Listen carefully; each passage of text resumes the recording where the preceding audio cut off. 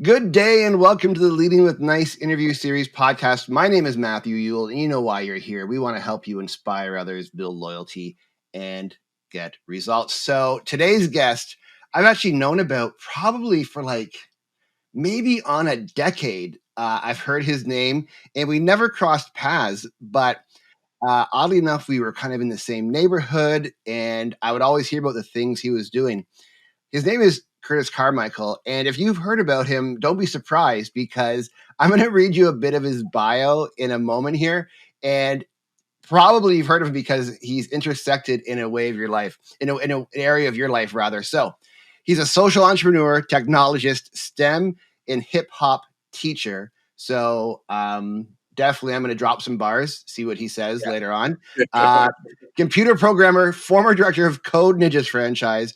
He is the author and mobile app developer of the world's first augmented reality memoir, Butterflies in the Trenches, which is his book. We'll talk about that. If you're watching on video, you see the cover over his right shoulder. Dude's a self-taught programmer, which my actual university educated programmer, when he saw his stuff, was like, okay, now I'm insecure about my job.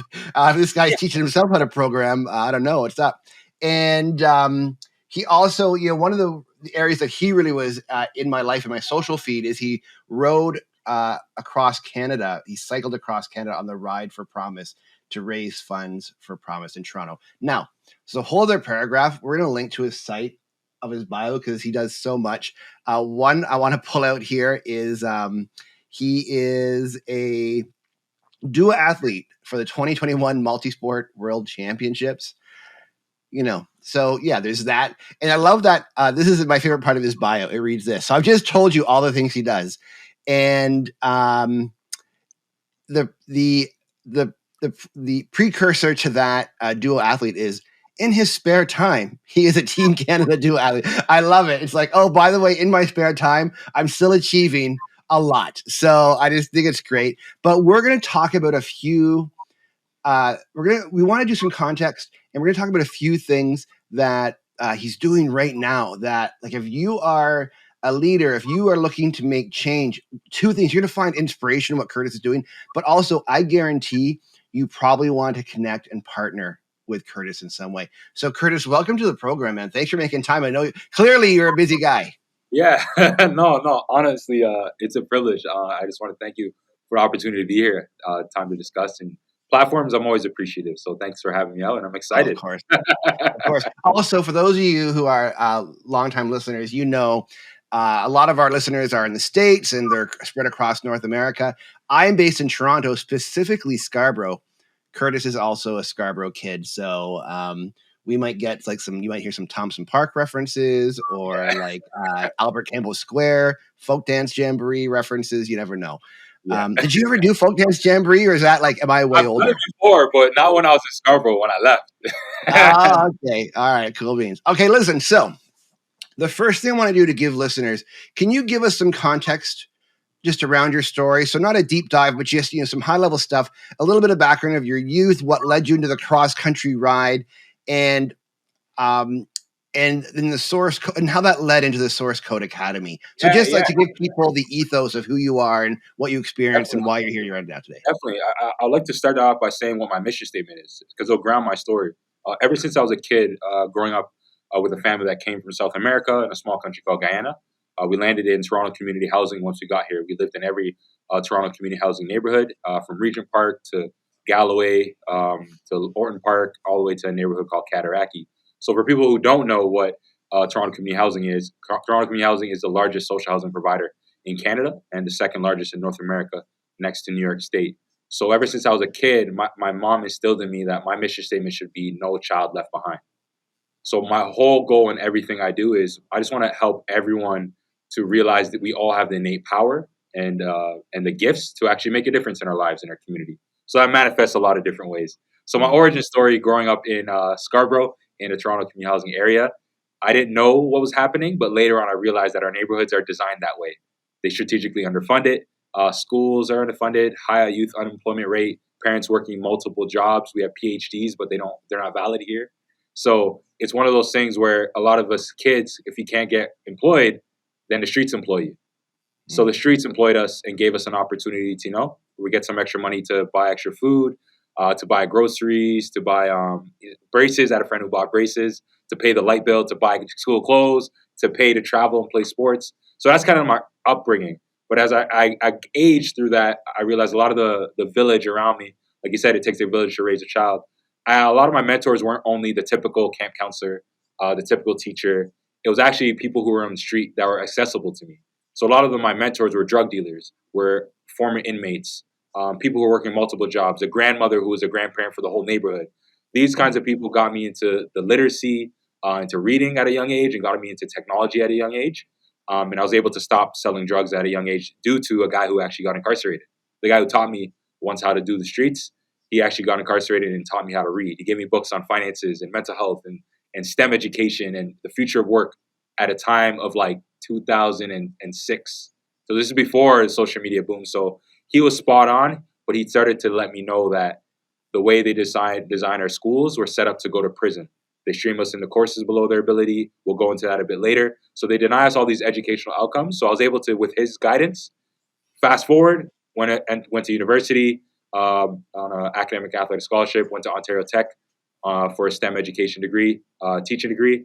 Thought I was going to go play pro, had a severe life and I would say career ending injury, had a concussion. And I decided, do I want to have a short life and be well known? Because I was on track to go play pro, as I was talking to some teams in the CFL, Hamilton Ticats and the Red Blacks, or I want to have a long life and not be known. So I chose I want to have a long life and not be known. So I actually hung up my cleats instead of going to play pro, moved back to my Toronto community housing neighborhood, and I asked them while I was teaching, how can I be of service? And I still had that mindset, no child left behind. They lost about 100K in funding. And I'm like, you know what? I'll ride across the country because I have to think of something crazy enough to raise money. So I'm like, I'll ride across the country and I'll raise money. So we ended up raising 100K over 60 days, like across Canada in 2017. But that whole movement was me leading a team about, it would have been about 200 people at the end, both people here, but also all the accommodations and speakers, speaking events across the city. So that's kind of like what led to the ride. The ride was literally someone saying, we have a problem. Curtis, could you help us with the solution? And me being back, not playing pro, the only thing I could think of is how do I do something crazy enough to help out this after school program? Because if they close down in all their sites in Rexdale, my neighborhood, and in Jane and Finch, kids won't have the opportunities because everything else is closed. Mm-hmm. So that's kind of what led me to the ride across the country. And then now to end that off, we'll go into a bit later, but now I'm the founder of Source Code Academy Canada. It's the first Canada's first culture-focused academy that prepares children and youth for the future of work, specifically focusing on BIPOC and low-income kids. You know, I don't think people, my first job out of college was working at Warden Woods for Centennial College, which was like my bus stop was Cataraqui, right? Oh, yeah. I don't think people recognize that the environment you just described might be around the corner from them or down the street. Like they picture it like, oh, it's like HBO's The Wire. You know, there's literally train tracks that kind of separate this. But these are areas like that are, just right in the rest of our neighborhoods. And I think the reason why I highlighted that is in my journeys, I don't think there is a true deep understanding of why there's a need for accelerators like source code. So could you just explain the difference between the experience of, say, like an 18-year-old kid like myself who grew up a privileged life, white middle-class family, and several others, like you might be hearing this and may not be a white middle-aged dude, but say, oh, I identify with that. So you and maybe a kid that you now serve, and just help us understand why that is so necessary. Yeah, I think the best way to explain that is to give people a bird's eye view, contextual understanding of what's happening. So there was a group of people that came over to this part of the world called Turtle Island. And when they came over here, they sat at a table and said, we need to create systems and institutions that benefit us. That was literally what they did. They created systems and institutions that benefited them. Education, financial, real estate, anything you could think of. The goal was to benefit them. The problem is the them. Who was at the table? When you look at the table, it was only white people at that table, and specifically white men. And they created these institutions that still exist today. That's what people call colonial institutions. Institutions we inherited that aren't designed to benefit everybody. And when you look at the origin of the intention, that was the intention. So I always say everything is hardware and software. So they made the hardware to only benefit them. So all we've been doing is updating the software. But it doesn't matter how much we get a new app update, a new feature. The hardware of our country is inherently biased. Mm. So that's not only America, that's Canada. Canada is just better at branding that we're not America. But essentially, the same hoods that you see that are in the news in America are the same hoods that exist here. So that's kind of the contextual understanding of just understanding That's an issue. the And experience when of you see someone that, who then you grows up start in a to low-income understand community or what's someone who different comes with from a schools Black, and Indigenous, or prisons. person Because of when color we community, integrated in public schools, what the happened? outcomes across The all rise major of private schools institutions, began. Black and So Indigenous when people we in Canada have the integrated, poorest they outcomes. segregated. And that's actually by design. So That's that's not what you because of have who to the start to people see are. when you look The at all the systems are private set schools. up The in a majority of certain private way schools in Canada, that like denies the states, are opportunities predominantly and it denies high them an income opportunity to be and majority white. successful. So they have Then to you not start only to work realize harder. we're That's not only the creating the same mindset. The systems. reality is We're that just calling even them if you different work names. hard, those things are still not guaranteed because for me, it was hard for me to break into the tech industry, even as an accomplished person. Hard to break in the industry as an author, a speaker, the list goes on. And I realized it doesn't matter what level of society we're at income-wise, we're still Black. We're still Indigenous. We're still from this community. So that's kind of the big picture contextual understanding. So to explain the difference between someone who grows up in an affluent community with resources and opportunities versus someone who might grow up in a low income or a community that I call the hood, is that when you live in an area like Yonge and Eglinton is the wealthiest area in Toronto, and they have resources everywhere. You go one city block, they have multiple robotics and coding centers. They have STEM centers, makerspaces, lawyers, doctors' offices, dentists, 15 fresh food markets, 10 grocery stores, 10 banks. List goes on and on and on. You start to go to other communities, you start to really realize they have nothing. The only thing we have is poor city transit. Because you notice, if you look at any city in North America, where the transit is the worst or where grocery stores are less frequent usually tend to be in low income or Black and Indigenous communities. So that's strategic. That's by design. Typically, you see cash and payday loan places, fast food places. So you start to see that structurally they're designing our communities to suffer. So that's kind of when you understand conceptually that access to resources and information is class based. So we're denied these opportunities just based on location, but then we're also denied these opportunities just because of what we look like. So that's kind of the contextual understanding of like, okay, what now, Curtis? Yeah. And the what now is, if we were to bring everyone back from the 1800s, what's the only thing they'll recognize when they come back? Schools and prisons. That's an issue. And when you see that, then you start to understand what's different with schools and prisons. Because when we integrated in public schools, what happened? The rise of private schools began. So when we integrated, they segregated. So that's what you have to start to see when you look at all the private schools. The majority of private schools in Canada, like the States, are predominantly high income and majority white. Then you start to realize we're creating the same systems, we're just calling them different names. So that's the contextual understanding. Now to bring source code in the mix. So when source code is branded as Canada's first culture-focused academy that prepares children and youth for the future of work, our goal is we want to be able to create an idea where how can we have no child left behind? So our mission is we want to empower global leaders from BIPOC and low-income communities to embrace the global innovation economy as builders and creators. So what does that look like? That means we democratize access to tech, STEM education, financial literacy, and entrepreneurship by holistically caring for the community's mental health. So that's kind of where source code comes in, is that we want to partner with communities and schools in order to bridge that gap. Because society prepares our communities up from school to prison. We want to bridge the gap between the streets and the new Silicon Valley. So we're kind of creating our own pathway from kindergarten to industry. Two things out of that I want to reference. You shared with me, because you actually are opening. Is one of your centers at like Yonge and Eglinton or Yonge and St. Clair in Toronto? Is that where you're doing some work? So I run a co-working space that's separate. Like I run a co-working and business space. But essentially, you had shared with me that you had met some kids there from private school that didn't even know a public school kid. Oh, no, many. Majority of people I meet in Midtown never been to a housing project before. They only know about it from the news, and the news doesn't show their full picture. Right. And, one of the things that we talked before in November, December, and I was really fascinated by a lot of the concepts you were speaking. I knew about them from an academic standpoint, but you had really brought some like tangible, like for a way for me to help me understand it tangibly. And you recommended a book, The Marathon Don't Stop: The Life and Times of Nipsey Hussle, and talking about like black ownership of banks and real estate. And I didn't even, it never even crossed my field of view that would have been a barrier as well. And it was just, I don't know if there's a question in there or not. I'm sharing with No, listeners that there's a question. There's a okay. question for that. What's the question? I think what you're referring to kind of, I didn't talk a bit about my book, but I'll just put in an Yeah, explanation of please. how the book actually led, or how Nipsey Hussle led to my book, and my book led to source code.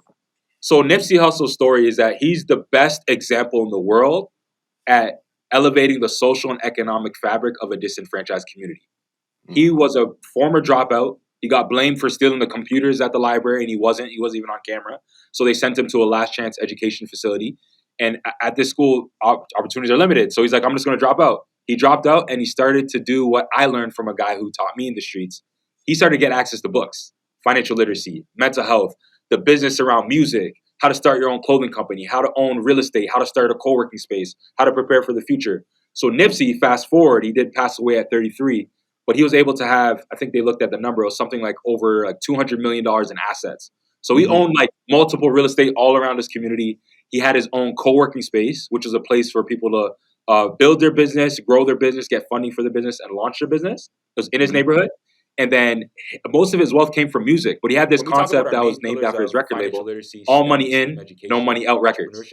So he invested all his gains from music and clothing and business and real estate back into the community. And it said at the end of his life, he would have assisted or employed over 40,000 people. And he was just 33. So when you start to see that mindset, I actually went down to visit and met some people on his team. And I realized they're building something called Too Big to Fail. So it's below his co-working space and business center, which is called Vector 90. Too Big to Fail was going to be kind of what Source Code was, but in LA. But he wasn't able to see it fully through because he passed away. So I was inspired to really show people that the most innovative and talented place in the world is actually the hood, both locally and globally. But in order to prove that, I wanted to write my story. And then at the end of my story, there's 30 other stories of people around the world who are just like us, trying to prove that mentality that though opportunity is not universal, talent is. So that's kind of what led to the book. And then the book kind of manifested to the actual academy. So it actually shows that a lot of my work is directly inspired by Nipsey Hussle in his life as well. And also the book is the weird thing about it. In America, there's a lot of books for people who grew up in the hood. In Canada, there's like one or two. That's it. And the other one is a fiction. So just reality is like, how am I one of the first books about breaking the cycle of poverty and equipping young people to do the same? That's the first problem. Dude, I mean, people who listen to this podcast know we send questions in advance because we want to keep, mostly for me, because I would then, we'd be here for 4 hours, like shooting the breeze. But I really, one of the things I think, if you're listening to this and you're being inspired right now, and you're not necessarily saying, oh, I want to get in contact with this guy and help him out. If you're just being inspired for your own thing, I think one of the messages you can hear is to like look for that inspiration in unusual places, because I don't think, like, again, my wife knew of Nipsey Hussle from his music. I didn't know who it was at all, to be honest. But when you told me about it, it blew my mind. And then coincidentally, I saw a movie on Netflix with Samuel L. Jackson about where two LA businessmen opened banks in Texas and were like put in jail because of it. I mean, like, regardless. Okay, so getting back on track, because I want to dive into source code, because I think this is something really cool. Can you just talk about like what types of activities? Sorry, can we please edit that out, Austin? What types of activities? Let me turn over. I want to talk about source code. What types of activities will be happening there? Like, give us an example of what kids will be learning code, practical applications. how do you envision like source code supporting When you BIPOC create an kids to get ahead? opportunity for kids to definitely. So when I talk about and actually I want to put a disclaimer first. When I say BIPOC, it's just for the sake of just saying something quick. But Black, Indigenous, and people of color have very different experiences, very unique experiences. So when we think of having a programming at Source Code Academy, our goal is we want to focus on BIPOC and low-income communities. But I'll explain the curriculum pathway, but at first I'll say how it actually operates. So essentially our phase one is events and workshops in the existing communities that we're in. So we're in Cataraqui, the community I grew up in. So we'll be partnering with Urban Promise Toronto, which is a charity that has been existing in there. And there's also Warden Woods Community Center. So our goal is to use existing community spaces in Scarborough, but then also I'm going to partner across the bridge with Teesdale. So these are communities I've gone to school in my whole life as a child. So I want to really start there as the foundation. So then after events and workshops start there, our next step is to get into schools, to run events and workshops in schools. After that step, phase three, we want to actually start programs in other communities. So satellite locations we call community chapters. So then after community chapters, our goal is to secure a space where we can run our programming in person and online from an actual space that we own, and we have different academy spaces in there. So that's kind of the pathway, just so they understand it. So how it actually works curriculum-wise, when we're running events and workshops, there's two things I want to explain. When we talk about our main pillars of financial literacy, STEM and STEAM education, and entrepreneurship, you cannot teach these communities and our community how to prepare for the future of work without holistically caring for them. So that's why our 6 pillars of care are focused on the creative arts, mental health, we have fitness and nutrition, social emotional learning, literacy and language arts, and the last one is social justice. So that's kind of the 6 pillars. If you can care for the community and have that incorporated in the programming, when they show up, there could be different programs on for young people, which someone just hit me up. They're creators, they're artists in my neighborhood. So we're trying to get them to understand crypto and NFTs and how they can figure out how to use that as another stream of revenue as an artist. So we're able to run workshops on that specific thing. For another one, when it comes to hitting the bias within AI, it's not about just teaching kids how to code. That's not the goal. Our goal is, how do you help kids create value? Coding is just a tool. So that's kind of like the ideas we have. We have different ideas for themes for different programs, but how we're going to focus on it are going to be very different. It's hard for kids to learn how to code if they don't have literacy. So a lot of kids are 2 to 3 grade levels behind in reading and writing by grade 3. And that's structural. That has nothing to do with the community. It's how our school supports them. So we may run our programs, which is one that we're hoping to run right now. It's pairing literacy with coding. So we're supporting them first with literacy development, and then we're combining it with coding. I'm a programmer myself. If you're not proficient with comprehension and reading, coding is very difficult. So that's kind of where I come in as someone who knows what I'm doing in that space. And I'm at a coding and robotics center myself not too long ago. So that's kind of how the ideas is going to form. We got to ask the community what they want. And if it's a specific subject area, like, hey, like our finances are not in check. So we sent a financial coach over the last year to the neighborhood. We talked about financial literacy and entrepreneurship. So every week was a different focus. One focus was on credit. Another focusing on understanding what your bank is doing. Another one is like, how does real estate work? Okay, if you're a freelancer or sole proprietor or incorporation, how do you do taxes? How do you manage your invoices? So we're giving kids very tangible stuff they don't get in school, but it's all based on different things that the community needs, and we connect it to our pillars currently. So just a reflection of that. And, I was having a conversation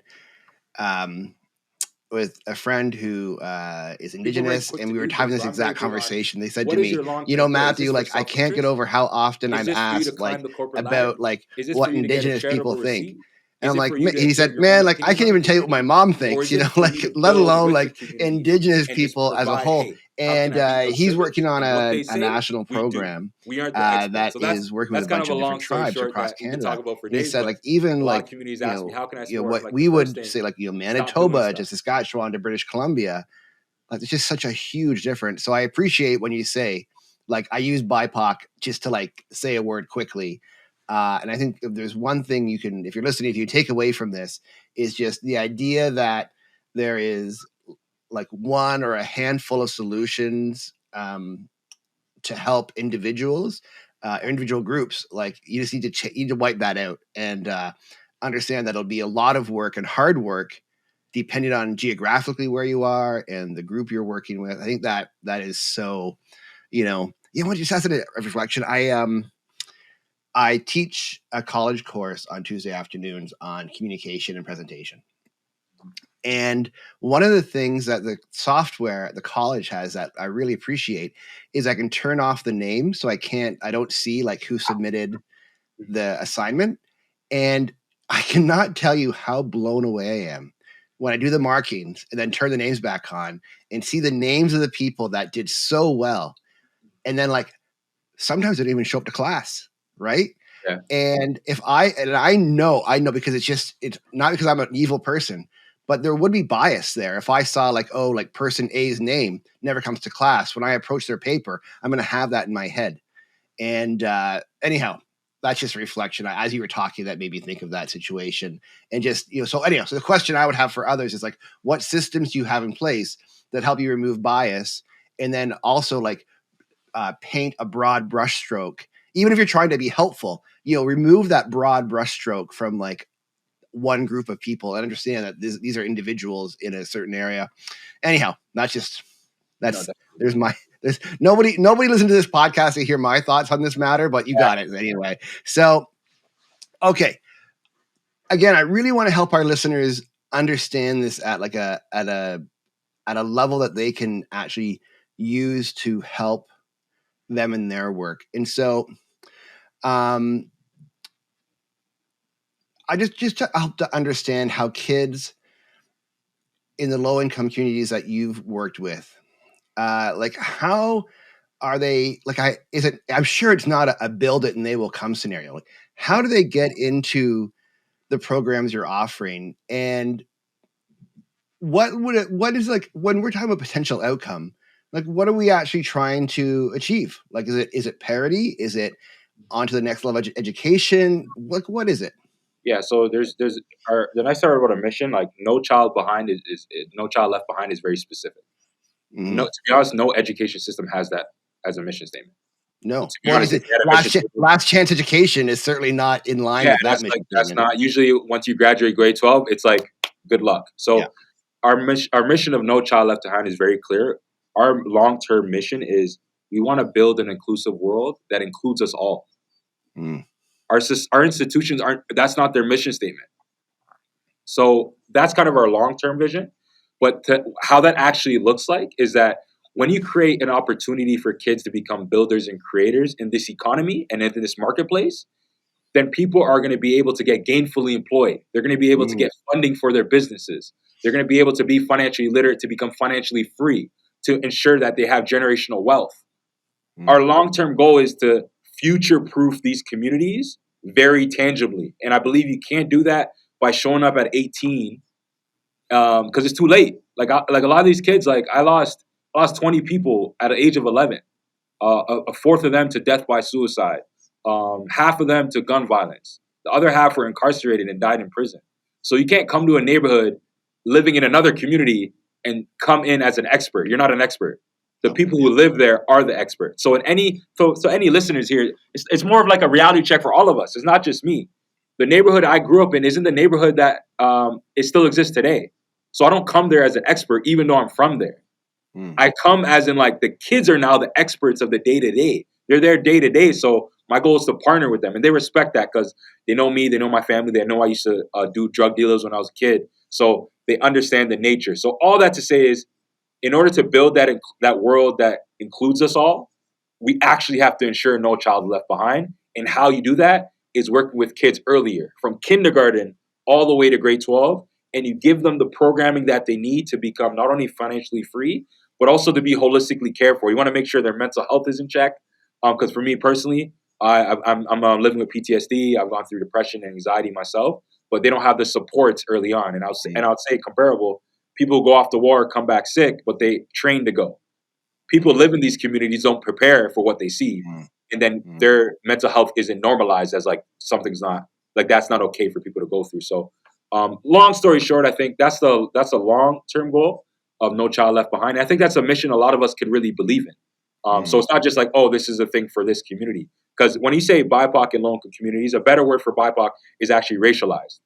Racialized is better than minorities because visible minorities, we're not the minority. A lot of people who are not white are the majority. So racialized is just a process of that these racial groups have been created So it's actually a better term than BIPOC. But all that to say is for people who are listening and be like, hey, how can I like apply this to what I'm doing? I always say like we need to figure out what our actual goal is. A lot of people ask me, how can I help? How can I support? How can I do what you're doing? My always thing is like, okay, identify what you're passionate about, what you care about, and then the next goal is to figure out your purpose and mission. People have it backwards. They think they find their passion, then their purpose, and then their mission. It's different. You have a passion, you figure out a cause beyond yourself that's a mission, and then your path of that you get to your mission is your purpose. So I had no child left behind since I was a kid. I always liked speaking and teaching since I was a young person. So when I got older, I just continued honing the teaching and speaking. And I always had that mission in mind, like no child left behind. I want to build an inclusive world that includes all of us. Then it became easy for me to do source code with a whole bunch of people who are part of my team because now the pathway to accomplish source code, that's my purpose now. So that's kind of what I say for people listening is people are very quick to do things, but I'm very big on what is your long-term play? Is this for self-interest? Is this for you to climb the corporate ladder? Is this for you to get a charitable receipt? Is it for you to exert your own opinion on a community? Or is it for you to build with the community and just provide, hey, how can I be of service? And what they say, we do. We aren't the experts. So that's kind of a long story short that we could talk about for days, but a lot of communities ask me, how can I support? I'm like, the first thing, stop doing stuff. You need to listen. You need to Yes. Yeah. Oh, that is so, dude, that's the name of this podcast. Stop doing stuff, start listening. That is amazing. That's dude, it. That's your next book, by the way. Stop doing stuff. Just listen. Yes. Okay. So I had a few more questions, but we're getting long on the tooth You here. still So go well, no, we'll maybe have you on again because yeah, we'll have you for sure. We'll talk about a few other opportunities for me to stop doing stuff and start listening and maybe helping you through that. But finally, so people by now they're like, yo, I need to be this man has articulated what's been in my heart. I just have not had the words for it, but I don't want to do it myself because clearly I've learned I don't have it. So how do they support you? What do they do? Like, what do you need? Tell me right now. Like, I'd love to hear what do I need right now? And then also like longer term. Yeah. Tell me. Definitely. I'll say short term, long term, and I'll also say a preface before because I always want to have people to have practical actionables for everything they do. Yeah, for sure. The best way is for you to give yourself, and I always say like the best way to find yourself is to lose yourself in the service of others. So the best thing you got to think about is it's not only about resources, it's about your time. I'm skill sharing. I'm a guy who's a teacher, a programmer. I'm an entrepreneur. So I work within my avenue and I give resources in my avenue, whether it's money, equipment, or I give my time through mentorship. So a lot of people just need to stay in their lanes because in your lane, you're good. You can go in other lanes, but sometimes your lane is something you need to really, really hold on to. So short term, it's for people to check out the website, believe it or not, sourcecodeacademy.ca. And when they check out the website, they'll learn a lot more about what it is and how to get involved.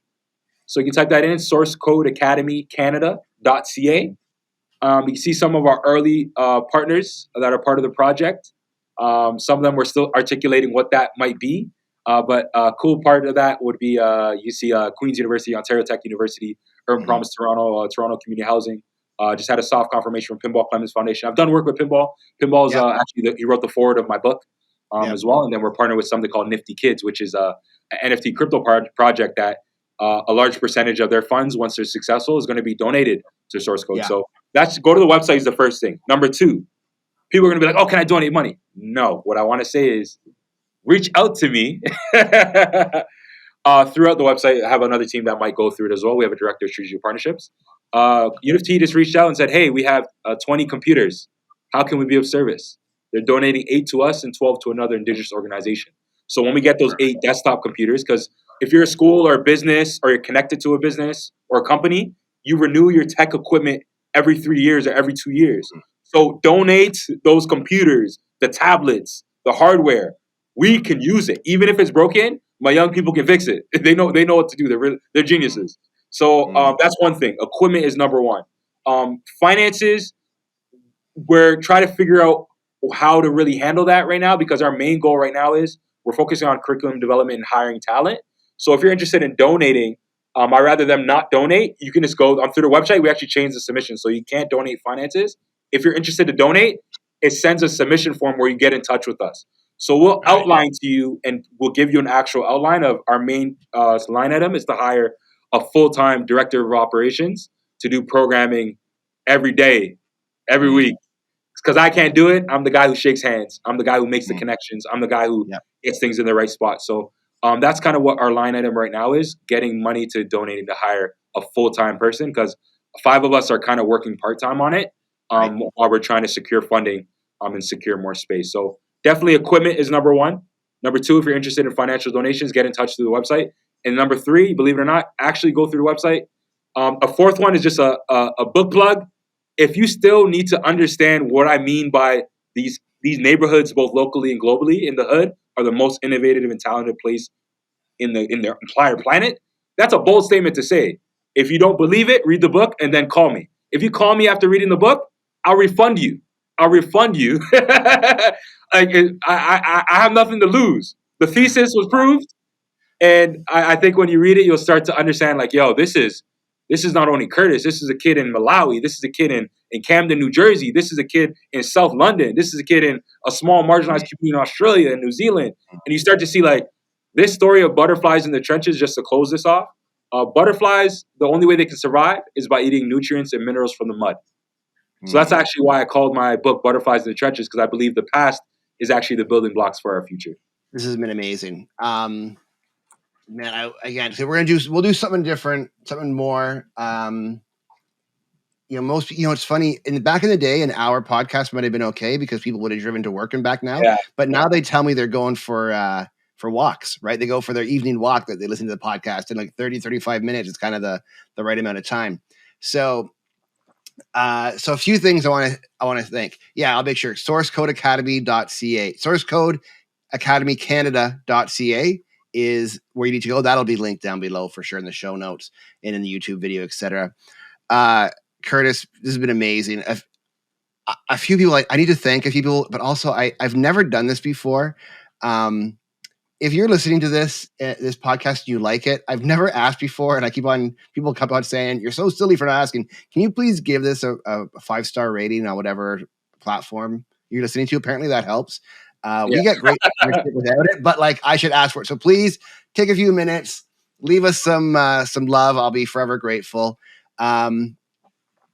A few people I want to thank that make this thing come together. Naomi, who helps with the questions. She helps books. She's our executive assistant, project manager, so much more here at Leading with Nice. Jamie Hunter is our content manager. So if you see this on social, he's the guy that made sure it got out. Amber Tompkins is our education and training coordinator. And while I'm doing all this kind of stuff, how you talked about shaking hands, when I'm doing this podcast, I see the Slack channel blowing up. She's taking care of business while I'm in here doing this. Yeah. Victoria McCartney has also been helping with some social, taking stuff off our plate. I super appreciate her. My wife, Allison, keeps the kids and dogs at bay while I'm in the basement doing podcasts. Yeah, you got to do that. Right? And so I just got to say thank you to all those people, Naomi, Amber, Jamie. Jeff Anhorn is our video guy. So if you're seeing this on social, on stories, or on YouTube, he's the guy who put it all together. And Austin Pomeroy is our audio editor. And man, my voice is actually 4 octaves higher than what you're hearing right now. He makes me sound all luscious. So thank you, Austin, for that. And he's gonna make this sound great. So Curtis, thank you so much. CurtisCarmichael.ca. sourcecodeacademycanada.ca. Check it out. You heard the action items. I'd love for you, if you reach out to Curtis, I'd love to, you drop me a note or leave it in the comments, how